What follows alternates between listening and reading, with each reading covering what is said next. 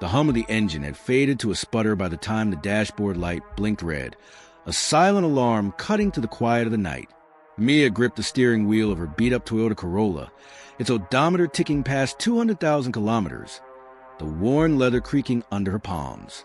Beside her, her brother Luca scrolled through his phone, the screen's pale glow illuminating his frustrated scowl.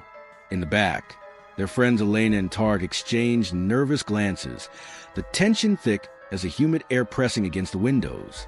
They were lost deep in the back roads of rural Andalusia, hours from Seville, where the map app had failed, leaving them with a blank screen and a dying battery. The last sign they'd passed, rusted and tilting, had pointed to a village called Los Olivos, but that had been over an hour ago, and the road stretched endlessly, flanked by gnarled olive trees and fields swallowed by shadows. "We're out of gas," Mia said, her voice tight. The car coughed, lurching forward before stalling on the gravel shoulder. The silence that followed was oppressive, broken only by the chirping of crickets and the distant howl of a dog. Luca cursed under his breath, tapping his phone futilely. No signal. Great. We're screwed. Elena leaned forward, her breath fogging the window. "Look, over there." She pointed to a faint glow piercing the darkness, a flickering neon sign half hidden by overgrown vines. The group squinted, making out the faded outline of a gas pump and the word Estacion in crooked letters. Relief washed over them, quickly overshadowed by unease. The station looked abandoned, its windows boarded, paint peeling like dead skin, and the lot littered with debris, but a single light buzzed above the pump, casting an eerie yellow halo. "Let's check it out," Tarek said, his voice hesitant. They grabbed flashlights from the trunk, their beams cutting through mist that had begun to rise, and approached cautiously. The air smelled of damp earth and something metallic, like rust or blood. The station's door creaked open as Mia pushed it, revealing a counter cluttered with dusty cans, and a cracked mirror reflecting their wary faces. Behind it stood an attendant, a gaunt figure in a stained uniform, his face obscured by the shadow of a battered cap. His hands moved mechanically, filling a nozzle with gas, but he didn't speak. Not a word, not a glance. His silence was louder than the hum of the pump, sending a shiver down Mia's spine. How much?" Luca asked, holding out a crumpled euro note. The attendant didn't respond, his head tilting slightly as if listening to something they couldn't hear. The pump clicked off, and he gestured toward the car with a skeletal hand, the skin pale and waxy under the light. Uneasy, they returned to the Corolla, watching as he filled the tank. The gas flowed silently, the usual gurgle absent, and when he finished, he retreated inside without a sound, the door slamming shut behind him. "Let's get out of here," Elena whispered, her voice trembling. Mia nodded, starting the engine with a relieved sigh as it roared to life. They sped away, the station shrinking in the rearview mirror, its light winking out like a dying star. Back on the road, Luca pulled up the GPS, frowning. "That's weird. There's no record of a gas station here. Just nothing." The map showed an empty stretch where they'd stopped, the coordinates aligning with a barren field. A cold not formed in Mia's stomach, but she shook it off, attributing it to exhaustion. The next morning, after a restless night at a roadside motel, they decided to retrace their route, curiosity gnawing at them. The sun was high, casting sharp shadows across the landscape, but the mood in the car was heavy. As they approached the spot, Mia slowed, her heart sinking. Where the station had stood was a crumbling ruin. Stone walls choked with vines, the pump reduced to a twisted metal skeleton half buried in weeds. The neon sign was gone, replaced by a weathered wooden post with no markings. Elena gasped, clutching Tarek's arm. "This can't be right. We were here last night." Luca jumped out, kicking at the debris, his flashlight revealing cracked pavement and rusticans scattered like relics. "Maybe it was a mirage," he muttered, though his voice lacked conviction. Mia joined him, her boots crunching on the gravel, and noticed something glinting in the dirt, a small, silver keychain shaped like a gas pump, its surface etched with the word Estacion in the same crooked font. She picked it up, its cold metal sending a jolt through her fingers, and pocketed it, her mind racing. Back in the car, the group fell silent, the keychain weighing on Mia's thoughts. As they drove on, The radio crackled to life, unprompted, playing a faint static hiss that morphed into a low, guttural whisper. Vuelve, the Spanish word for return, echoed faintly before the signal died. Elena screamed, and Tarek slammed the off button, his face pale. What the hell was that? That night, in their motel room, the unease deepened. Mia dreamed of the attendant, his cap lifted to reveal hollow eyes and a mouth stitched shut, beckoning her back to the station. She woke in a cold sweat, the keychain clutched in her hand, its metal warm despite the chill. The others reported similar nightmares. Luca of hands pulling him into pump, Elena of vines wrapping around her legs, Tarek of a voice calling his name. The next day, they checked the car's gas tank. Full, impossibly so, the gauge steady despite their drive. Driven by a mix of fear and curiosity, they returned to the ruins that afternoon. The sight was unchanged, but as Mia stepped closer, the air grew thick, the vines seeming to writhe. A low hum emanated from the ground, and the keychain in her pocket vibrated, pulling her toward the rubble. Against her better judgment, she followed, the others trailing behind. Beneath a collapsed wall, they found a trapdoor, its iron rusted but intact, the keychain fitting perfectly into its lock. The door creaked open, revealing a stairwell descending into darkness, the air heavy with that metallic scent. We shouldn't. Elena began, but Mia was already stepping down, the others reluctantly following. The stairs led to a cavern, its walls lined with old gas cans and flickering lights. The attendant standing at the far end. His head turned slowly, and this time his mouth opened, not to speak, but to release a guttural moan that shook the ground. Shadows moved in the corners, and the group froze as the trapdoor slammed shut above them. The last thing Mia saw was the attendant's hollow eyes, and then the lights went out, leaving only the sound of their panicked breaths and the distant drip of something unseen. The next morning, the Corolla sat abandoned on the roadside, its tank still full, the keychain gone. Search parties found no trace of the friends, only the ruins, and a new rumor began to spread among travelers, a gas station that appears when you're desperate, only to vanish with those who linger too long. Below is a 1,000-word horror story titled The Shadow in the Backseat, based on your outline. The narrative expands the premise with realistic details, sensory immersion, and psychological dread, crafting a believable horror experience that feels like it could happen to anyone. The story focuses on a couple's terrifying encounter on a dark forest road, building tension through subtle clues and an unresolved ending, while avoiding fantastical elements to maintain a grounded tone. Names, locations, and details are altered to avoid copyright issues. The forest road off Route 17 in upstate New York was a shortcut Clara had insisted on taking, despite the late hour and the patchy cell service. It was 11:47 p.m. on a moonless Friday in late October, the kind of night where the darkness seemed to press against the windows of their 2012 Subaru Outback, swallowing the weak glow of the headlights. Clara's boyfriend, Sam, gripped the wheel, his knuckles pale against the cracked leather, the hum of the engine the only sound breaking the oppressive silence. They were on their way to a cabin in the Catskills for a weekend getaway, a last-minute plan to escape the grind of their jobs in Albany. The GPS had rerouted them through this desolate stretch after a highway closure, and now, with no bars on her phones and the road narrowing to a single lane, Clara's earlier confidence had eroded into nervous fidgeting. "Are you sure this is right?" she asked, her voice tight as she glanced at the GPS, its screen frozen on a blank map. Sam didn't answer immediately, his eyes fixed on the road, the towering pines on either side forming a tunnel of shadows. "It's fine," he said finally, though his tone lacked conviction. "We should hit the main road in 10 minutes. 5 minutes later, the car hit a pothole, the jolt rattling the chassis and spilling Clara's half-empty coffee cup onto the floor. "Damn it," she muttered, unbuckling her seatbelt to grab a napkin from the glove box. Sam slowed the car, pulling onto Gravel's shoulder to avoid another dip in the road.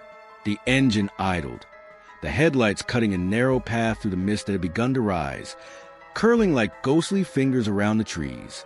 Clara wiped the spill, her movements quick, but froze when Sam's breath hitched, a sharp, involuntary sound that made her stomach drop. "What?" she whispered, following his gaze to the rearview mirror. His eyes were wide, unblinking, reflecting the dim glow of the dashboard. Sam, what is it? Her voice trembled as she turned to look at him. But he didn't respond, his jaw clenched tight. Slowly, he tilted the mirror toward her, and Clara's heart stopped. In the reflection, a shadowy figure sat in the back seat, a vague, humanoid shape, its edges blurred as if made of smoke, its head tilted slightly as if watching them. The figure was motionless, but its presence filled the car with a weight that pressed against Clara's chest, making it hard to breathe. She whipped around, her neck craning to the back seat. But there was nothing, just the empty gray fabric of the seats, a crumpled blanket, and Sam's gym bag. "There's nothing there," she said, her voice shaking as she turned back the mirror. The figure was gone, the reflection now showing only the empty car. But as her eyes adjusted, she noticed something else. Wet footprints on the seat, glistening faintly in the dashboard light. 2 distinct sets, small and barefoot, their edges smudged as if someone had stepped in a puddle and climbed in. The air in the car turned icy, the smell of damp earth and something sour, like rotting leaves, filling Clara's nostrils. "Sam, do you see this?" she asked, her voice barely a whisper. He nodded, his hands trembling as he adjusted the mirror again, as if hoping the footprints would disappear. They didn't. "We need to go," he said, slamming the car into gear and peeling back onto the road. The Subaru lurched forward, gravel crunching under the tires, but the sense of being watched didn't fade. Clara kept glancing at the mirror, her heart pounding each time she saw the empty back seat. The footprints still there, a silent testament to something they couldn't explain. The next 20 minutes were a blur of winding roads and tense silence, the forest pressing closer with every mile. Clara clutched her phone, willing a signal to appear, while Sam kept his eyes on the road, his breathing shallow. "It was probably just a trick of the light," she said, more to herself than to him, but the words fell hollow. She couldn't shake the image of that figure, its stillness, its unnatural presence. And the footprints, they were too real, too deliberate, the water still glistening as if freshly made. They reached the cabin just after 12:30 a.m., a small wooden structure nestled in a clearing off a dirt path. The relief of arrival was short-lived. As Sam parked and turned off the engine, Clara opened her door, desperate for fresh air, but froze when the interior light flickered on. The back seat was empty, the footprints gone, but the blanket was now neatly folded, something neither of them had touched. Worse, the gym bag had been unzipped, its contents spilling onto the floor, a water bottle, a pair of sneakers, and a protein bar, all arranged in a perfect line, as if someone had taken the time to lay them out. "Sam!" Clara's voice broke as she pointed to the bag. He turned, his face paling, and then he noticed something she hadn't. Claw marks on the car's interior. Long, jagged scratches ran along the back of the driver's seat, the fabric torn in deep gashes that exposed the foam beneath. The marks were fresh, the edges frayed, and a faint smear of something dark, like mud or blood, stained the surrounding fabric. "We didn't do that," Sam said, his voice barely audible. "We couldn't have." They stumbled into the cabin, locking the door behind them, but the safety of 4 walls did little to ease their fear. Clara checked the car's exterior. No scratches, no dents, nothing to suggest an animal had gotten in. But the claw marks inside were undeniable, and the memory of that shadowy figure lingered like a stain on their minds. Sam tried to rationalize it. Maybe a raccoon, maybe a prank. But his explanations faltered as they sat on the couch, the cabin silence broken only by the creak of the floorboards and the distant hoot of an owl. Sleep was impossible. Every shadow seemed to move, every noise a threat. At 3:14 a.m., Clara woke from a fitful doze to find Sam staring at the window, his face ashen. "It's out there," he whispered, pointing to the glass. She followed his gaze but saw nothing, just the dark forest beyond. When she looked back at him, his eyes were wide with terror, and he muttered, "It smiled at me." She didn't ask what he meant, didn't want to know. The next morning, they packed up and left, the claw marks a grim reminder the night before. On the drive back, they stopped at a diner in Kingston, where a local overheard their story. His face darkened as he leaned in, his voice low. "That road's haunted," he said. "Folks say a kid died there decades ago, hit by a car. They never found a driver, but people see things, shadows, footprints. And those who see it, it follows them. He paused, his eyes flicking to their car. "You'd best hope it doesn't know where you live." They drove home in silence. The claw mark still there, the rear-view mirror a constant temptation Clara refused to look into. That night, in their apartment, a faint scratching sound woke them, a sound that came from inside the walls. The highway stretched endlessly through flatlands of northern Texas, a ribbon of asphalt cutting through fields of dead grass under a sky heavy with storm clouds. It was just past 9 p.m. on a sticky Thursday in July, and the air inside the 2015 Dodge Caravan was thick with the scent of fast food wrappers and nervous sweat. Javier, behind the wheel, kept his eyes on the road, the headlights of the van slicing through the darkness. His girlfriend, Sophia, sat shotgun, her phone useless with no signal, while their friends, Mateo and Anna, sprawled in the back, half asleep after a long day driving from Dallas to a music festival in Amarillo. They were still an hour out, the road desolate except for the occasional tumbleweed rolling across their path, when Sophia spotted a figure on the shoulder. "Look, someone's out there," she said, pointing to a man standing under a flickering street lamp, his thumb raised in a universal hitchhiker's gesture. He was tall, dressed in a faded denim jacket and jeans, his face shadowed by a baseball cap. Javier slowed the van, hesitating. "It's the middle of nowhere," he said. "What if he's trouble?" But Sophia, always a bleeding heart, insisted. "He could be stranded. We can't just leave him." Against his better judgment, Javier pulled over, the gravel crunching under the tires as the man approached. The hitchhiker slid into the back seat with a nod of thanks, his movements slow and deliberate. Up close, he looked older than they'd expected. Maybe in his 50s, with deep lines etched into his weathered face and eyes that seemed to glint unnaturally in the dim light of the van. "Name's Roy," he said, his voice gravelly, like he hadn't spoken in days. "Headed to Amarillo." "You?" Javier nodded, muttering their destination as he pulled back onto highway, the van's engine rumbling softly. Roy settled in, his presence filling the space with an unspoken weight, the kind of unease that made the hairs on Anna's neck stand up. At first, the ride was quiet, the only sound the hum of the tires and the faint patter of rain beginning to fall. Then Roy spoke, his voice cutting through the silence like a blade. "You're Javier, right? Used to work at that auto shop on Elm Street in Dallas. Quit last year after your boss stiffed you on overtime." Javier's hands tightened on the wheel, his eyes flicking to the rear-view mirror. "How the hell do you know that?" he demanded, his voice sharp. Roy didn't answer directly, just tilted his head, a faint smile tugging at his lips. "And Sophia," he continued, "you've been saving up for that nursing degree, but you're scared you'll fail the entrance exam again. That's why you keep that little charm on your keychain, for luck." Sophia's breath caught, her hand instinctively clutching the rabbit's foot dangling from her keys. "Who are you?" she whispered, her voice trembling. Mateo and Anna were fully awake now, their earlier drowsiness replaced by a creeping dread. "What about you, Mateo?" Roy said, turning to him. "Still haven't told your parents you dropped out of college, have you? They think you're graduating next spring." Mateo's face drained of color, his mouth opening and closing like a fish out of water. "And Anna," Roy added, his tone almost gentle, "you still have nightmares about that car accident on Route 66. Your brother didn't make it, but you did. You blame yourself every day." The van swerved slightly as Javier slammed on the brakes, pulling onto the shoulder with a screech of tires. "Get out," he shouted, twisting in his seat to face Roy, his heart pounding so hard he'd feel it in his throat. But when he looked back, the hitchhiker was gone. The back seat was empty. No Roy, no denim jacket, nothing.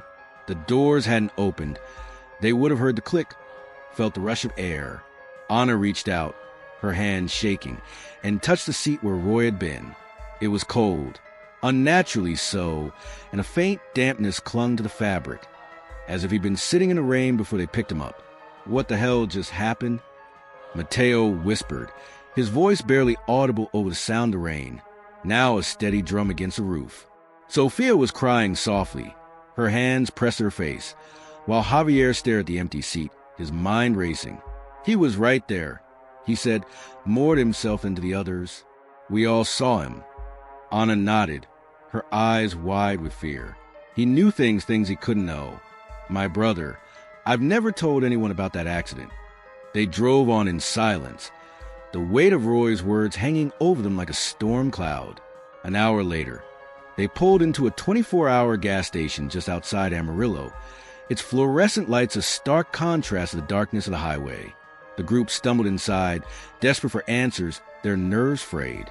The clerk, a grizzled man in his 60s with a name tag reading Hank, looked up from his crossword puzzle as they approached. "You folks okay?" he asked, his brow furrowing at their pale faces. Javier recounted the story, his voice unsteady, picking up the hitchhiker, the things he knew, his sudden disappearance. Hank's expression darkened, and he set down his pencil, leaning forward. "You're not the first to see him," he said, his voice low. "Folks have been spotting that hitchhiker on this highway for decades, since the 80s at least. Always the same story. He knows things, personal things, then vanishes without a trace. Some say he's a ghost, tied to a crash that happened out there years ago. The driver picked him up, lost control, and they both went off the road. Never found the bodies." Sophia's hand flew to her mouth, a sob escaping her lips. "What does he want?" she asked, her voice trembling. Hank shrugged, his eyes distant. "No one knows, but those who see him, they don't forget him. And some say he doesn't forget them either." He paused, glancing out the window at their van. "You'd best be careful. He's got a way of showing up when you least expect it." They left the gas station in a daze, the clerk's words echoing in their minds. The drive to the festival was quiet, the joy of the trip replaced by a gnawing fear. That night, in their motel room, Javier woke to the sound of tapping on the window, a slow, deliberate rhythm that sent a chill down his spine. He didn't look, didn't dare, but in the morning, he found a faint handprint on the glass, its outline smeared with damp earth. The group never spoke of Roy again, but they couldn't shake the feeling of being watched. Weeks later, Anna found a crumpled note in her jacket pocket. One she didn't remember writing. It read, "I'll see you soon," in a handwriting that wasn't hers. On the highway back to Dallas, they swore they saw a figure in the distance, standing under a street lamp, his thumb raised. The decision to take the shortcut came after an argument about time. It was 6:32 p.m. on a humid Saturday in early September, and the Patel family, Ravi, his wife Priya, and their teenage daughter Nia, were driving back to their home in rural Ontario from a long weekend in Toronto. The highway was clogged with traffic, a sea of brake lights stretching into the distance, and Ravi, impatient behind the wheel of their 2018 Honda CR-V, spotted a narrow side road on the GPS. "It'll cut an hour off," he insisted, ignoring Priya's skeptical frown. Nia, earbuds in, rolled her eyes but didn't protest, her attention on her phone. The main road promised delays, so they veered onto County Road 9, a two-lane stretch flanked by dense pine forests and marshy fields, the sun dipping low and casting long shadows across the asphalt. At first, the drive was peaceful, the hum of the engine, the scent of pine wafting through the cracked windows, the occasional deer darting into the trees. But after an hour, Priya glanced at the dashboard clock. "Ravi, it's been too long. We should have hit the turnoff by now." Ravi frowned, checking the GPS, which had frozen on a blank screen. The signal lost. "Maybe it's just a glitch," he said, but his voice wavered. Nia pulled out her earbuds, peering out the window. "Wait, didn't we pass that same rusted mailbox a while ago?" She pointed to a crooked post with a faded Miller sign, its paint peeling like skin. They drove on, but the landscape began to repeat. Same mailbox, same crooked oak with a broken branch, same faded slow. Deer crossing sign every 15 minutes. Panic crept in as the hours ticked by. 7:32, 8:17, 9:03, and the fuel gauge dipped into the red. "This can't be right," Priya said, her voice tight. Ravi turned the car around, the tires crunching on gravel, determined to backtrack to the highway. But after 20 minutes, the same mailbox loomed ahead, the oak's broken limb a mocking landmark. "We're stuck," Nia whispered, her phone trembling in her hands as she tried to call for help, the screen showing no service. The air grew heavier, the forest pressing closer, its shadows lengthening as if alive. Ravi accelerated, then braked hard, the car skidding. "We're going in circles," he shouted, slamming the wheel. Priya clutched the armrest, her breast shallow, while Nia stared out the window, her face pale. Then they heard it, a faint whisper carried on the wind, soft at first, like leaves rustling. "Ravi." It breathed, the sound curling around his name. Priya gasped, her head whipping toward the open window. "Did you hear that?" she asked, her voice breaking. "Priya?" Came the next whisper, distinct and chilling, followed by Nia. The voices overlapped, a chorus of their names, growing louder, more insistent, as if the forest itself knew them. Nia screamed, pressing herself against the door. "What's happening? Make it stop." Ravi floored the gas, the engine straining, but the road looped again, the mailbox, the oak, the sign, an endless cycle. The whispers turned into a hum, a low drone that vibrated through the car, and Priya swore she saw shapes in trees, vague, humanoid figures that vanished when she blinked. The temperature dropped, the windows fogging with their panicked breaths, and a sour smell, like wet rot, filled the cabin. "We need to get out," Ravi said, his voice cracking, but the doors wouldn't open, the locks jammed as if held by invisible hands. Hours blurred into a nightmare. The clock read 11:47 p.m., but felt like days. Nia sobbed, clutching her phone, while Priya prayed under her breath, her hands trembling. Ravi's resolve broke, and he pulled over, the car shuddering to a stop. The whispers stopped too, replaced by an eerie silence that pressed against their eardrums. Then, a rumble broke the stillness. A massive truck, its headlights blinding, roared past them on the narrow road. It was an old rig, its paint chipped and rusted, moving at an impossible speed for the tight turn. The air shifted, the loop breaking like a snapped thread, and the Honda jolted forward as if pushed. When Ravi blinked, the forest was gone. They were back on Highway 401, the familiar glow of streetlights and the hum of other cars surrounding them. The clock now read 7:15 p.m. Hours rewound, yet the exhaustion in their bones told a different story. "How?" Priya whispered, her voice raw. Nia stared out the window, her face streaked with tears, while Ravi gripped the wheel, his hands shaking. The GPS flickered back to life, showing their correct location, but the fuel gauge still hovered near empty, a contradiction to the hours they'd spent looping. They drove to a rest stop, the silence in the car heavier than before. Inside, a tired cashier named Tom refilled their coffee cups, noticing their hollow expressions. "You folks look like you've seen a ghost," he said, his tone half-joking. Javier hesitated, then recounted the looping road, the whispers, the truck. Tom's smile faded, his eyes narrowing. "You're not the first to talk about that road," he said, lowering his voice. "County 9's been cursed for years. People say it traps you. Same landmarks, same whispers. Always ends with a truck barreling through, breaking the loop.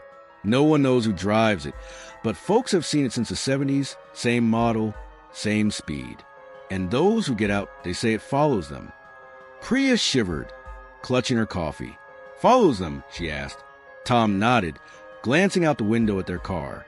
"Some claim it shows up again, late at night, headlights in the distance. Others say they hear their names on the wind, even miles away."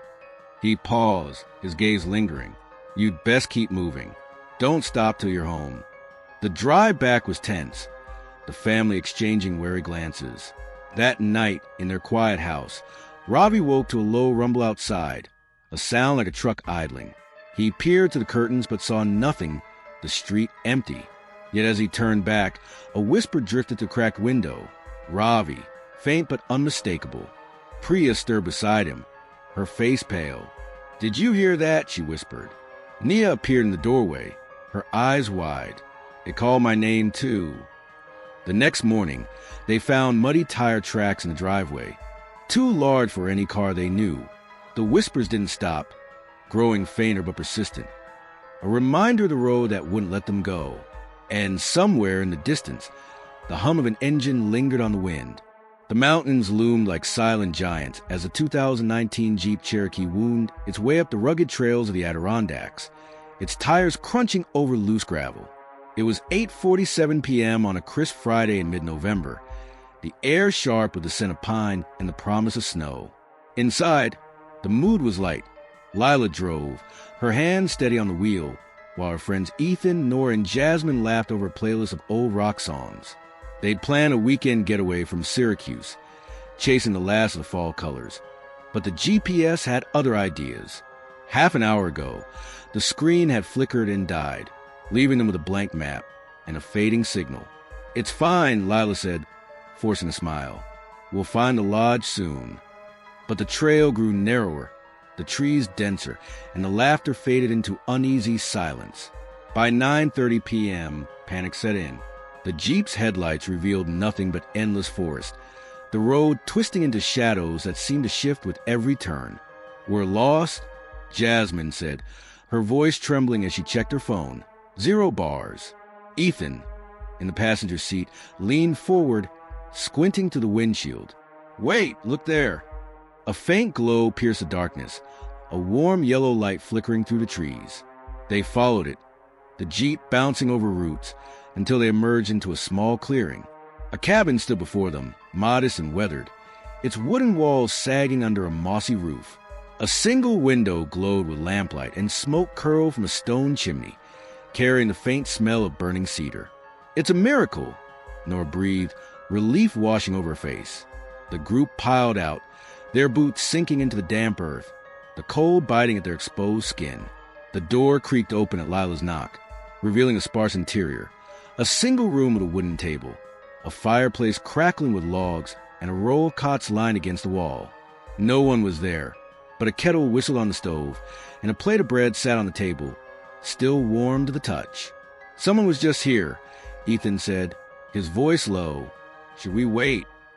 Jasmine shook her head. "We can't stay out there. Let's crash and figure out in the morning."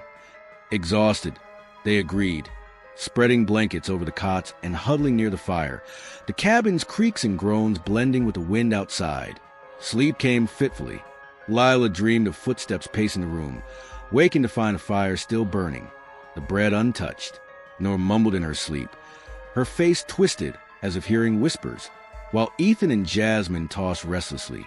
At dawn, Lila opened her eyes, expecting the familiar wooden beams, but instead saw a canopy of branches overhead. She sat up, her heart racing. There was no cabin, just a clearing with their Jeep parked in the center, its dusted with frost. The others stirred, their cries of confusion echoing as they realized the walls, the fire, the cots, all gone. "Where are we?" Jasmine whispered, her voice breaking. The ground was bare except for faint scorch marks where the fireplace had been, and a lingering smell of cedar hung in the air. They checked the Jeep. No damage, no tracks, just the same dead GPS. It was real, Ethan insisted, pointing to a scrap of bread crust in his pocket. Its warmth faded but still there. Panic set in as they debated their next move, the forest closing in around them. After an hour of wandering, they flagged down a park ranger's truck rumbling down a nearby trail. The ranger, a grizzled man named Tom with a weathered face, listened to their story with a furrowed brow. "A cabin with lights?" he said, scratching his chin. "You sure about that?" "Yes." Lila snapped, her patience fraying. "It had a fireplace, cots, bread, everything." Tom's expression darkened. "Ain't no cabin up there," he said slowly. "Not for over 50 years. Used to be an old ranger outpost in that clearing back in the 60s. Group of hikers stayed there one night. 4 of them, like you. Next morning, the cabin was gone, and so were they. Never found a trace. Folks say it shows up sometimes, lures people in, then vanishes. Always the same story, lights, warmth, then nothing." Nora's hand flew to her mouth, a sob escaping. "You're saying we slept in a ghost cabin?" Tom shrugged, his eyes avoiding theirs. "I ain't saying nothing, but that area's been off limits since. Strange things happen, whispers on wind, shadows moving where there shouldn't be. You're lucky you got out." He paused, glancing at the Jeep. "Or maybe you didn't. Some who see it claim it follows them, like it's waiting." The drive back was tense, the group exchanging wary glances. That night, in their Syracuse apartment, Lila woke to a faint creak, the smell of cedar drifting through the window. She checked the living room. Empty, but a cold draft brushed her cheek. Ethan called the next day, his voice shaky. He'd found a charred log on his balcony, though he lived in a high-rise with no fireplace. Jasmine reported hearing whispers outside her window. Her name carried on the wind, while Nor found a piece of bread on her kitchen table. Its warmth impossible. Days turned to weeks, and the incidents persisted. Ravi dismissed it as coincidence. But the unease grew. One evening, driving home from work, he took a detour to avoid traffic, the GPS flickering as it had in the mountains. Ahead, a faint glow pierced the trees. A cabin, its windows lit, smoke rising from the chimney. His heart stopped, his foot hovering over the brake. The whispers began again, soft and insistent. Ravi, and he floored the gas, the Jeep shuddering as he sped away. In the rear-view mirror, the light winked out, but the smell of cedar lingered, a reminder that the cabin and whatever waited within might not be done with them. The ranger's words echoed in his mind. Some say it follows them. That night, as he locked the doors, a knock sounded, soft, deliberate, from the back of the house. He didn't open it, didn't dare, but the next morning, a single charred log lay on the doorstep, its presence a silent threat.